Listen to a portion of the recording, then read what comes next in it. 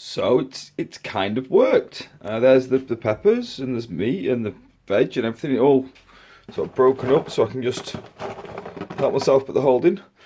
That was a little bit painful breaking up. I had to sort of snap it over the side, but it's kind of worked. Now, you see, well, I've got going up a little bit late today as it's Sunday, but I'm gonna have this for tea and see how it works. And I'm not sure if everybody does this, but when you can get honey, if you get it in the squeezy bottles, it's really expensive. But you can buy it in a jar really cheap, and you throw away McDonald's squeezy bottles. They work perfectly. So yeah, get your honey, get it in a jar, put it in one of them, recycling, and no mess.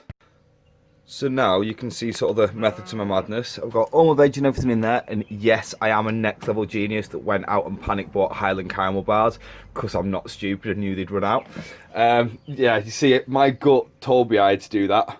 My gut was bloody right because they're now I can't get them in Aldi now. They haven't been in for weeks, but I've got them there for when I'm in a bad mood.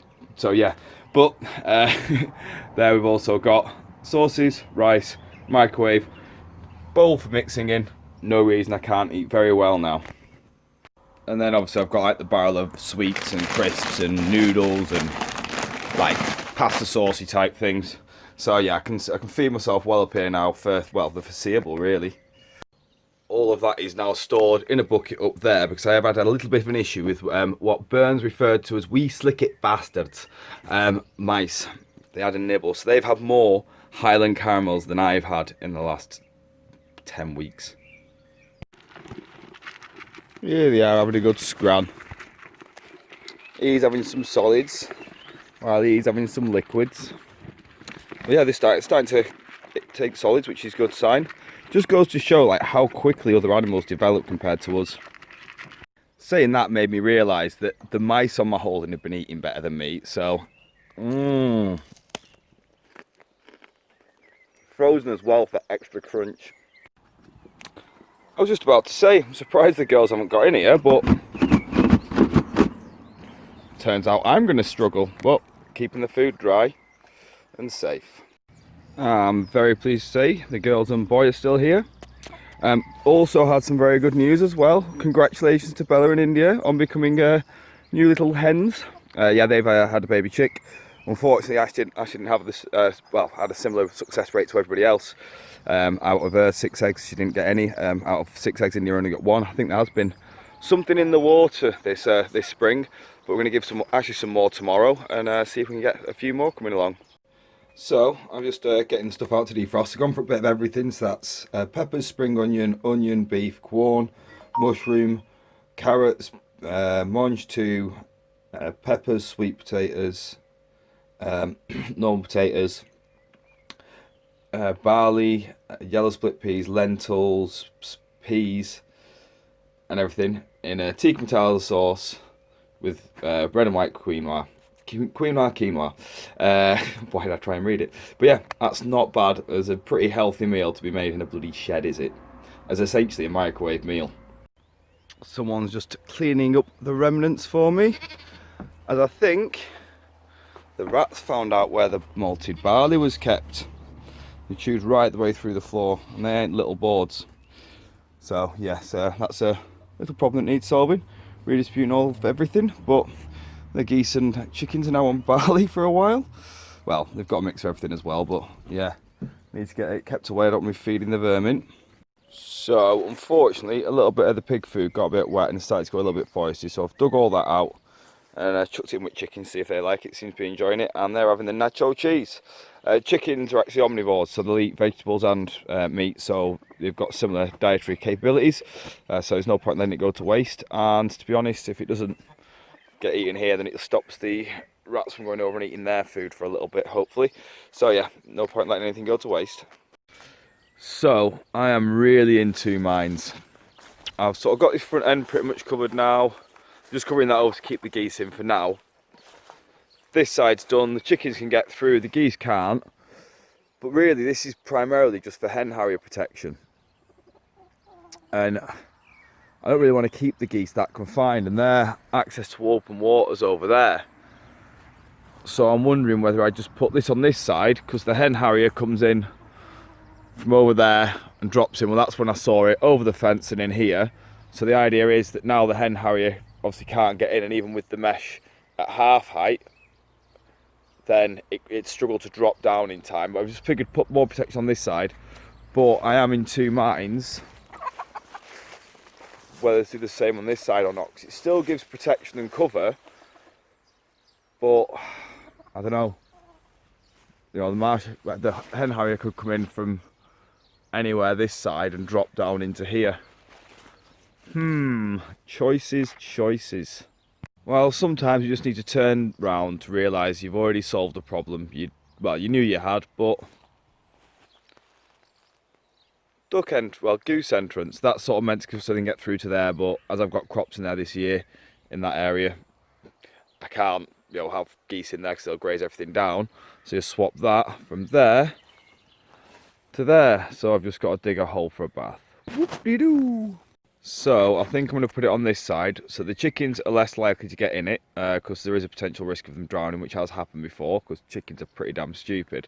Then I can also put a gutter along the edge of the shed, so it just drops off straight into the water there, and then they've got sort of water fed, and I don't have to spend ages filling it up and flushing it out. Like if I know a big storm's on its way, just basically empty the bath and then let it refill itself. So there we go, we've got an impromptu solution to a problem. So been doing a bit more on this, and you can kind of see here, like, that's what people have been basically having to walk down for ages, and that's how wide the footpath actually is. So now it's all cleared out, hopefully from now on it'll be cut back to a decent length, and then people can walk down here safely, because it's actually not a bad footpath under there. It just needs a bit of a hedge trim back, which I've got a feeling I'll be doing, and then from then on, hopefully this will be actually a safe way for people to get to and from the villages. You can see the little wall there, and it's only just occurred to me that I should have probably recorded what it's like to walk along here before I've done anything, just sort of for posterity basically, just so I know, do you know what I mean, like how bad it was and how safe it's going to be. But you see here, I'm walking on the edge of the footpath because I have to, because there's bushes and stuff in the way. It is a little bit wider. I'll probably speed this up, but yeah, just so I can do a comparison before and after in a video eventually. But see here, you can see where that's that's probably the narrowest point on the path anyway, but everything else should be, well, you'll see in a second.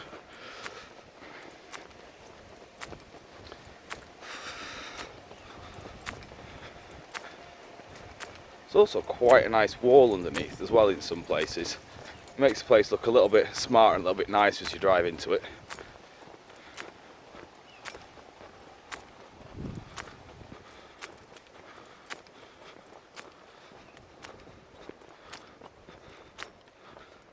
Yeah, see it's here, it's just where the bushes have been tripped to where they thought the hedge was. It isn't, so I'm gonna have to come in with my hedge trimmer and sort all that out, because if not, me doing all this footpath work's pointless. But yeah, see, it's that far away now and the roadworks are on.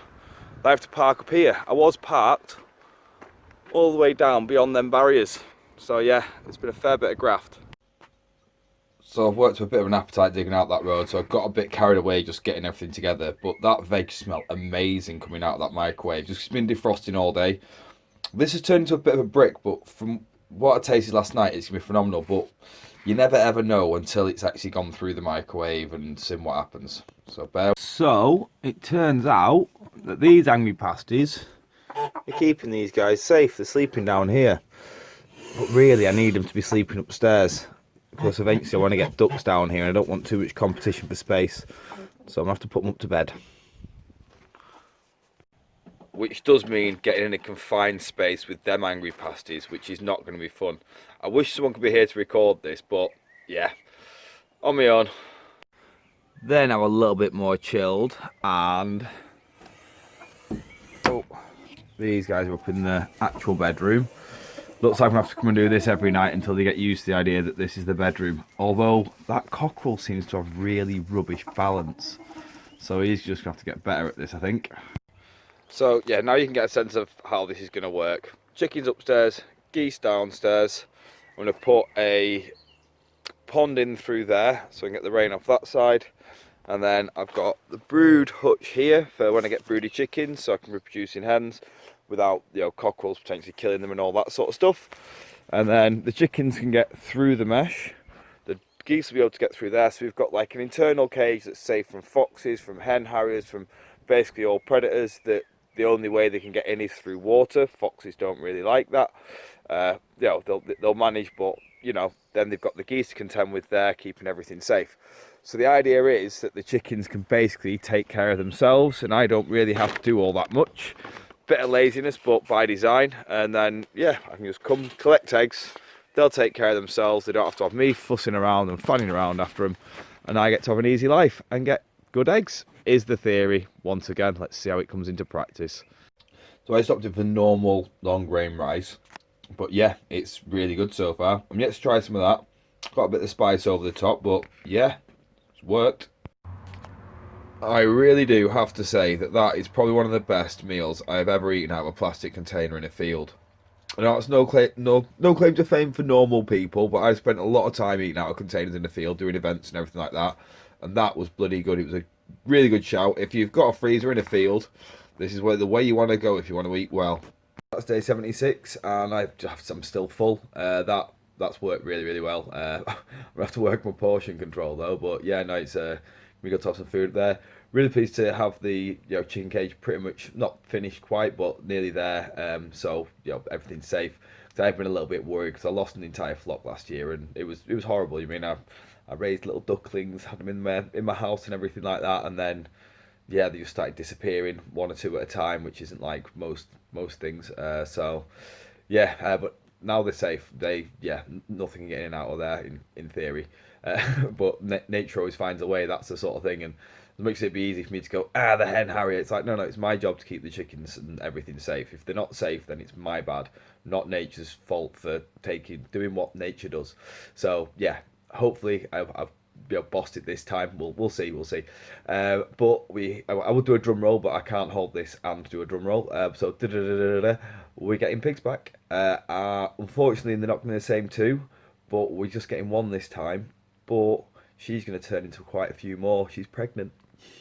So we're going to have little piglets, like newborn little piglets. I saw a video come up the other day on Time Hop of the piglets from years ago, and yeah, they are so cute. I'm really looking forward to that. I'm quite excited.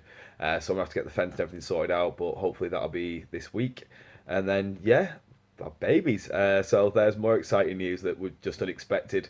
This is what I like about my life, is it's random, but every now and then you just get, and you're going to have a load of piglets. Yeah, brilliant.